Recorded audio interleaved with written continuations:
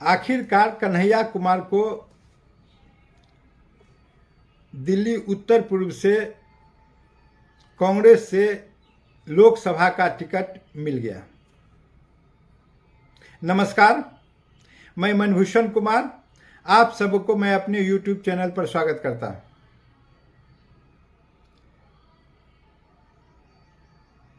आप सब जानते हैं कि दिल्ली में 7 लोकसभा के सीट हैं।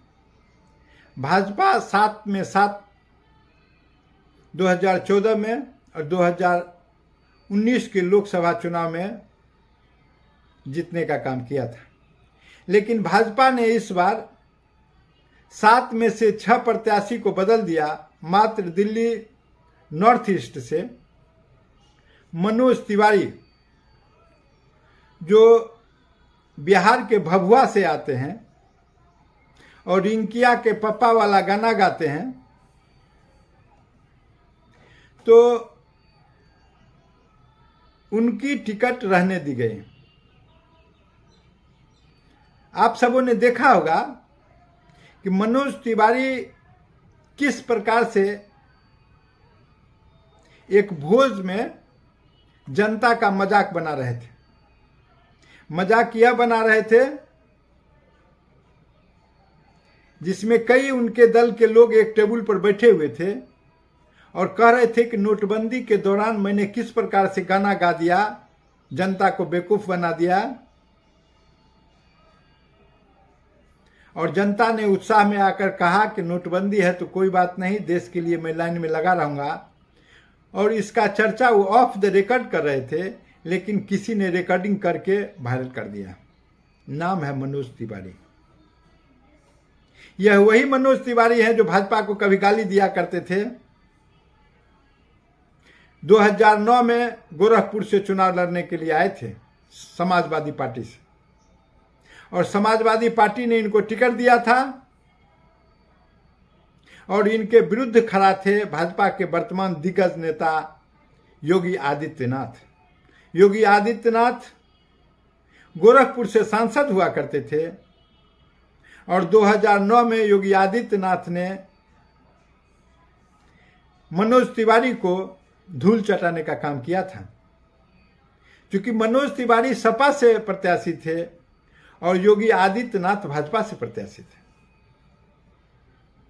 और किन किन शब्दों और अलंकरण से भाजपा को सुशोभित नहीं किया था। लेकिन राजनीति है,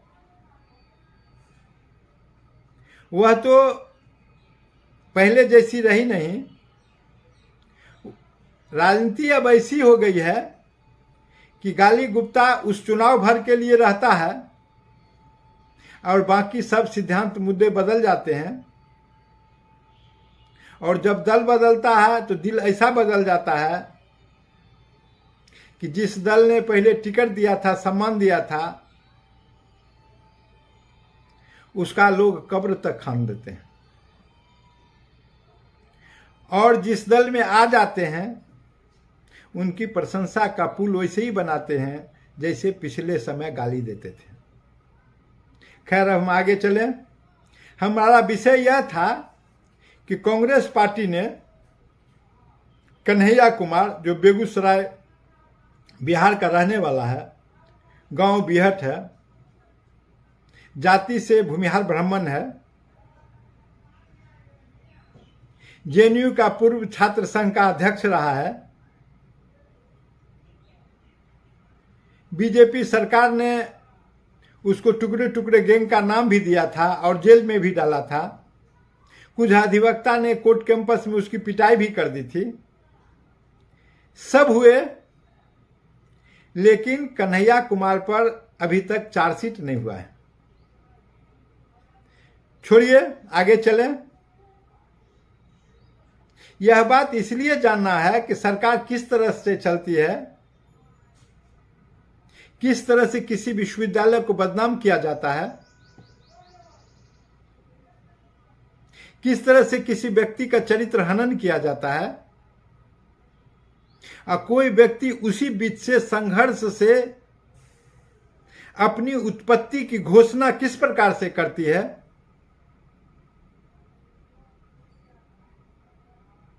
और कन्हैया कुमार उस संघर्षों से निकलकर उपजा हुआ व्यक्तित्व है। निश्चित रूप से कन्हैया कुमार को पिछले समय टिकट मिला था। पिछले समय से मेरा तात्पर्य 2019 के लोकसभा चुनाव से है। वह बेगूसराय से चुनाव लड़ा था, लेकिन विडंबना यह रही कि बिहार के राजनीति में लालू प्रसाद यादव अपने बच्चे, अपने लड़के, अपने परिवार, अपने कुनबे के सामने दूसरे को बढ़ते और खड़ा होते देखना नहीं चाहते हैं। और उसी का परिणाम यह रहा कि 2019 के लोकसभा चुनाव में राजद ने बेगूसराय से एक मुस्लिम प्रत्याशी दे दिया और परिणाम यह था कि गठबंधन होने के बावजूद कन्हैया कुमार वामपंथ से सीपीआई से लड़े थे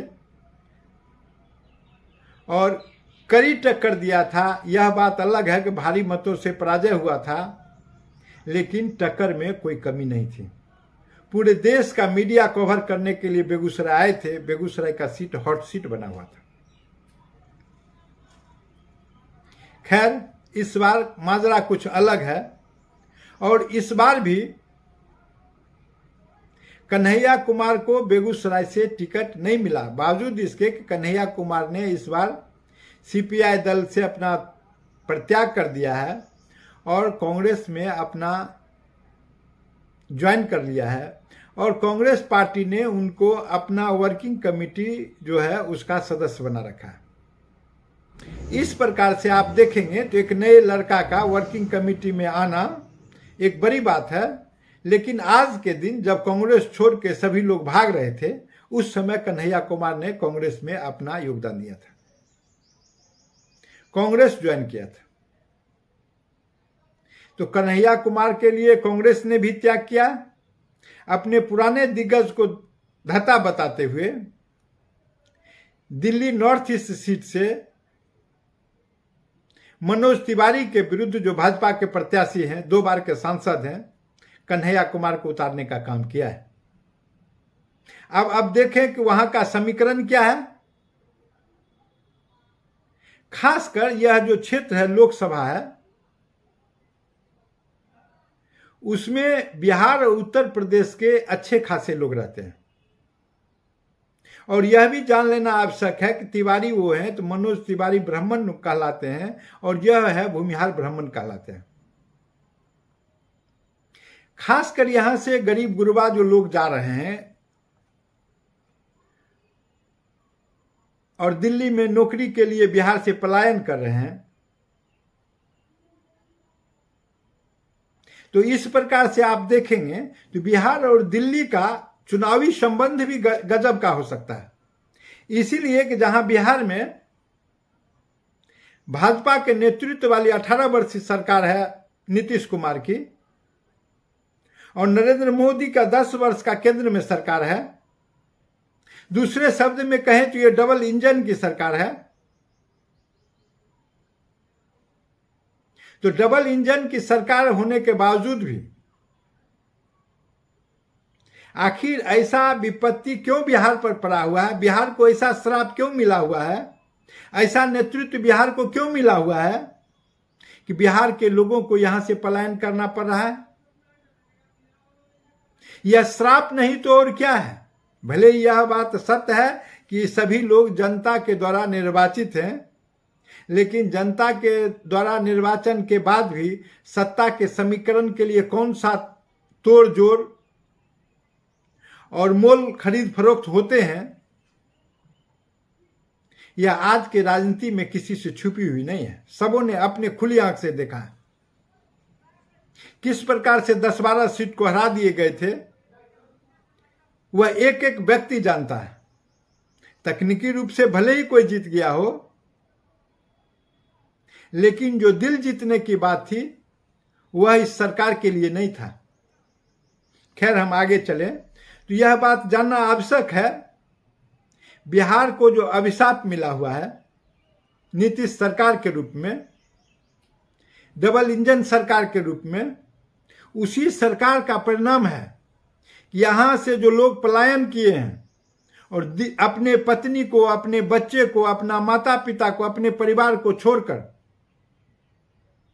दिल्ली में जाकर कोई रिक्शा चलाते हैं, कोई ठेला चलाते हैं, कोई ऑटो चलाते हैं, कोई दुकान लगाते हैं फुटपाथ पर, कोई अच्छे अच्छे नौकरी भी करते हैं। लेकिन यह पलायन का कारण डबल इंजन की सरकार है। अगर यह भागा है बिहार से कोई जनता, बिहार छोड़कर अगर बाहर जाने की स्थिति आई है, तो वह स्थिति पैदा करने के लिए यह डबल इंजन की सरकार है। और अगर डबल इंजन की सरकार यह स्थिति पैदा कर दी है कि यहां के लोग पलायन करके दिल्ली चले जाएं और अपने पेट का भरण पोषण करें, तो क्या इस सरकार को सजा मिलनी चाहिए कि नहीं मिलना चाहिए, यह विषय मैं जनता पर छोड़ना चाहता हूं। क्योंकि यहीं के लोग वहां वोटर हैं, यहीं से घर छोड़कर भागे हुए लोग वहां नौकरी पेशा में हैं। उनकी व्यवस्था को देखिए, उनकी लाचारी को देखिए। आखिर वो करें तो क्या करें। लेकिन यह चुनाव है,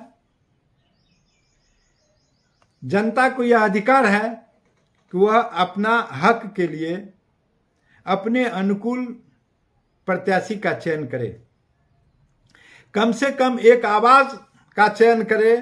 आज कन्हैया कुमार एक आवाज है। अगर वह जीतेगा तो सिर्फ नॉर्थ ईस्ट दिल्ली नहीं जीतेगी, एक आवाज जीतेगा, संसद में एक आवाज गूंजेगी।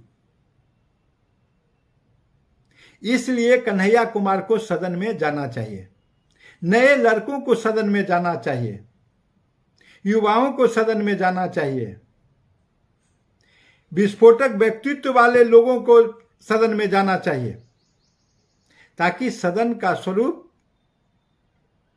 वैसा बन सके जैसा कि संविधान निर्माताओं ने, बाबा साहेब भीमराव अंबेडकर ने सोचा था, जिसके बारे में संविधान सभा में चर्चा हुई थी। लेकिन आज का स्थिति 5 किलो अनाज, छोटी छोटी सुविधा, यह वोट बिकने जैसा है। पहले लोग आते थे, या अभी भी कई बार कुछ नोट पर वोट बिकते हैं। यह भी तो एक प्रकार से आप देखें तो अप्रत्यक्ष रूप से वोट को खरीदने जैसा ही है। ठीक है, भारत एक लोक कल्याणकारी राज्य है, तो इसके लिए उद्योग लगाए जा सकते हैं, बच्चों की अच्छी शिक्षा की व्यवस्था की जा सकती है, जैसे दिल्ली सरकार ने किया है, आम लोगों की उत्तम चिकित्सा की व्यवस्था की जा सकती है, गांव गांव में अस्पताल खोले जा सकते हैं, उत्तम पेयजल की व्यवस्था हो सकती है, अच्छे यातायात की व्यवस्था हो सकती है, महिलाओं के लिए अलग से रोजगार सृजन की व्यवस्था हो सकती है। लेकिन यह रेवड़ी 5 किलो अनाज, यह भी राष्ट्र के लिए एक चुनौती है कि जनता कब तक इस 5 किलो अनाज पर वोट डालती रहेगी, कब इस आभा से निकलेगी, कब अपने अधिकार के प्रति चिंता करेगी, कब अपने बच्चों के भविष्य के लिए चिंता करेगी। यह 5 किलो अनाज अपने बच्चों के भविष्य को अंधकार में डालने जैसा है। सबों को यह चुनौती स्वीकार करनी चाहिए और यह रेवड़ी की राजनीति से आम जन को निकलना चाहिए। और दिल्ली इस बात का प्रतीक बन गया है। आप देखेंगे कि दिल्ली में जब सीट का बंटवारा हुआ है तो एक तरफ 4 सीट लेके आम पार्टी है और 3 सीट पर वहां कांग्रेस लड़ रही है, दोनों के बीच समझौता है। और आम आदमी पार्टी के मुखिया अरविंद केजरीवाल आज जेल के सलाखे के पीछे हैं। सबों ने देखा कांग्रेस के समय में कोल घोटाला हुआ, कौन घोटाला हुआ, कौन घोटाला, सभी घोटाला हुआ, लेकिन किसी को आज तक निर्णायक स्थिति में नहीं पहुंचाया गया। न्यायपालिका,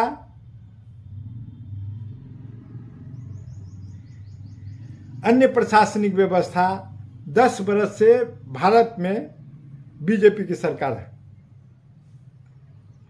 आखिर सजा मिलनी चाहिए, जनता को दिखना चाहिए कि दोषी सजा पा रहे हैं। यह भी एक बहुत बड़ा भेद है। तो ऐसी स्थिति जब बन रही है तो कन्हैया कुमार की क्या स्थिति होगी? आप देखेंगे कि वहां 2 लाख मोहम्मडन वोटर हैं और 10 लाख बिहार और उत्तर प्रदेश के वोटर हैं। इनको तय करना है कि आगे 5 वर्ष के लिए मेरे भाग्य का विधाता कौन होगा, हमारा प्रणेता कौन होगा, हमारा नेता कौन होगा। इस वीडियो को सब्सक्राइब करें और बेल आइकन दबाने का प्रयास करें, शेयर करें।